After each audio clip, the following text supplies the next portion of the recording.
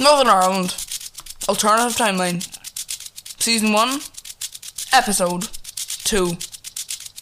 The first political interview. Hello and welcome back to the show.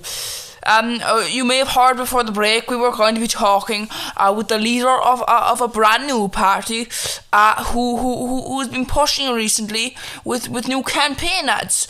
So hello and welcome to the show. So you're the leader of a new party that's calling itself the Peace Party of Northern Ireland.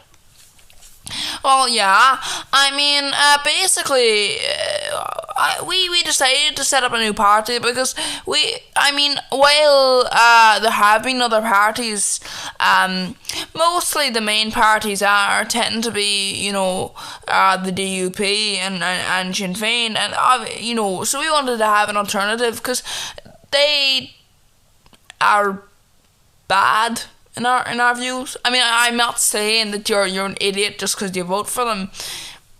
I mean, I guess you could say I am saying that, but basically, when I get down to what I'm saying is that we just want an alternative. Yeah, so one of the alternatives you offered was that you said the DUP was homophobic. Well, yeah, I mean, they've been known for it for many, many years now. So what we were trying to point out that currently, if you're voting for the DUP, you're voting for a party which is essentially bad. The issue is, there's this idea that, if you don't vote for the DUP, you're not voting for them, which means the nationalists, the people who want a union with the Ireland, they want a united Ireland, that they will continue to vote for them, and that a party such as Sinn Féin will get a majority, and you will contribute to the split of a unionist party, or the split in government and in the non against United Ireland. So can I ask you, are you actually for United Ireland? No, we're not actually for United Ireland, mainly because the thing we wanted to focus on was this. If you are saying you want United Ireland, that's all well and good, but you have to look at the other things, which is maybe you want a United Ireland, but guess what? You're not the only one here. You cannot simply say, if the majority of people want something, then that's okay. Because if you look at Brexit, for example, Brexit, a very small majority of people, the people in this country did not vote for Brexit. The people in Scotland did not vote for Brexit. So at the end of the day, when you look at this, we're actually looking at us being forced into something. The majority of us did not want Brexit. And even if you look at England, the majority of England people now don't want Brexit. And that's the thing. So the point we were making is that it's the same issue with United Ireland. You cannot simply say, 52% wanted this, so we're going to go with that 52%. Because you need a little more than that. You cannot simply say, you're the minority. Yeah, by 4%. You cannot have a minority on 4% and say, no, you're too small. Because you're not too small, that's the thing. Yeah, I mean, you've said some startling things over the years in some of your speeches. Sorry, not over the years, over the past few months. You've said that you wanted to propose that people should stop having an issue with this idea of United Ireland. Well, yeah, I mean, at the end of the day,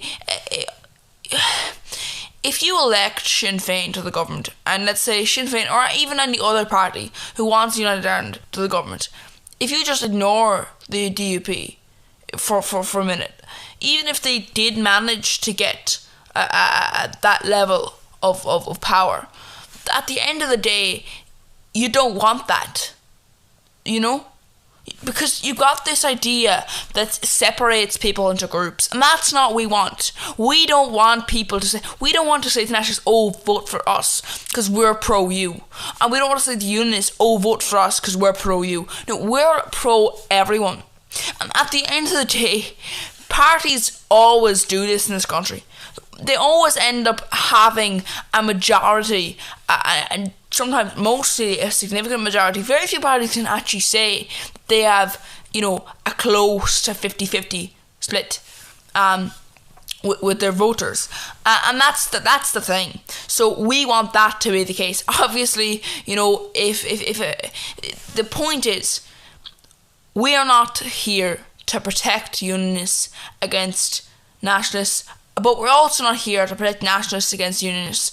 We're here to protect the people against violence, oppression and stupidity. Because if you think about it like this, do you think people really want a united Ireland in this country? No, they don't. They don't. Do you think people want that in the South?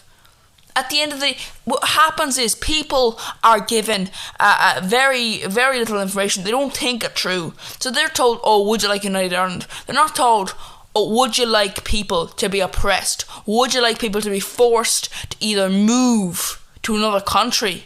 Move, keep in mind, to another country just because other people are oppressing them?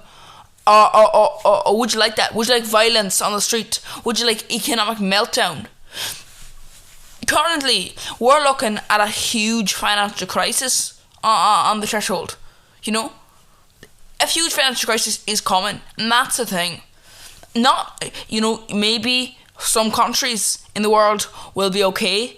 There are some countries that most likely will be okay. But at the end of the day, our country, this country, may and most likely won't be in a very good position. And that's my point. So if you're looking at this, do you really want more pressure now? Because do you really want that? Because I don't think you should want that. Because at the end of the day, you're still oppressing people. You cannot simply say, oh, democratically we elected this. No, because at the end of the day, it has to be a little more significant than that. It's a big decision. And at the end of the day, how do we do this? The Brexit vote showed that sometimes voters, they don't even understand what they're voting for. They're given a question such as, would you like to leave the EU or stay? And the thing that they're being told is that they should leave or that they should stay. They're not being informed of why exactly they should leave. If you look at the economic depression that'll come, that is terrible. Well, yeah, I guess you could say that that's true, but some people would argue that that's not really fair to say because, that parties have changed over the years. Well, no, they haven't. Because if you look at the policies, they're still quite, oh, you're having this policy, we have the opposite. You want to make people more violent. Do you understand? When you look at the situation where if you are an army officer in Britain, they want to remove your litigation, the possibility of you being litigated. And I understand people say, oh, in war, people make tough choices. But that's sort of the point. People make tough choices. The army is not some, it's an application, It's your job. And it's not like, oh, you didn't get trained for it. You get training in the army. You're supposed to get training in the army.